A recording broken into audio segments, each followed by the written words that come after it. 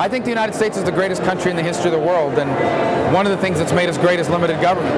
I fear the direction that this president and this Congress is taking our country will take us away from those things that have made us great and exceptional. And I think we need to send people to Washington, D.C. that will stand up to that agenda and offer an alternative. I'm running for U.S. Senate because I think I'm the only candidate in this race that will do that.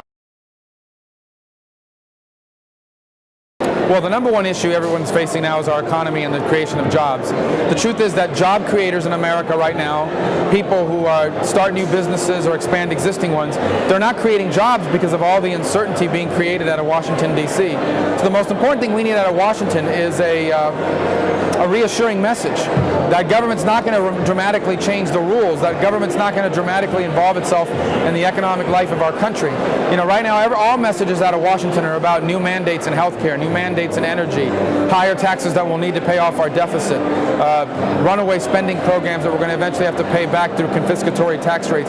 We have to stop that, and as an alternative, offer things like tax reductions, meaningful tax reform, a balanced budget amendment that keeps government from spending money it doesn't have. Well, I want us to have a legal immigration process that works for America, including a guest worker program that allows us to fill whatever we can't fill domestically with guest workers. We're not going to be able to do that until the American people have confidence that the borders are secure, that our visa process is secured, in essence, that the illegal immigration problem has been stopped. So step one is to secure our borders and stop illegal immigration. Step two is then to create a legal immigration process that works, including a guest worker program where employees, workers have tamper-proof cards that verify their legal status, and employers can have the security of knowing that the folks they're hiring are legally here. Really, the debate is about health insurance reform, and the problem with I don't think the solution to our health insurance problems is for the government to go out and open an insurance company. I think the solution is to have a vibrant private market where people can buy the insurance they need, and the coverage we all need is different at a price that we're willing to pay, independent of our employer. And the way to do that is to create competition by lifting these statewide mandates that you find all over the country that prevent us from offering flexible plans that only cover those things we want to see covered.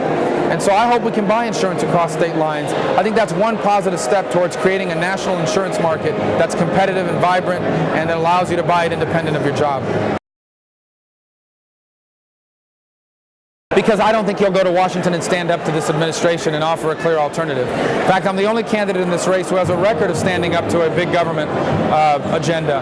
All the other folks running have had a history of supporting it, whether it's the stimulus package or, in the case of the Democrat, the most liberal voting record in all of Congress. So I think I'm the only candidate in this race. This is not the easiest race, but I know I'm on the right side of the issues, and that's why I want to serve in the U.S. Senate.